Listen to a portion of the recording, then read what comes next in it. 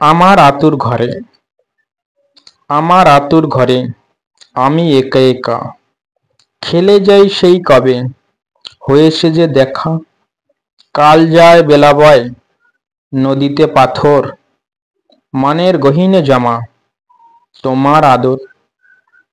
মাতৃগর্ভে হাসি খেলা, গাল গল্প এসব, বেরিয়ে এসে দেখি না তোমার অভাব। আমিও মৃত্যুর কোলে চলে যাব ভাবি, তুমি এসে তুলে নেবে ই আমার দাবি।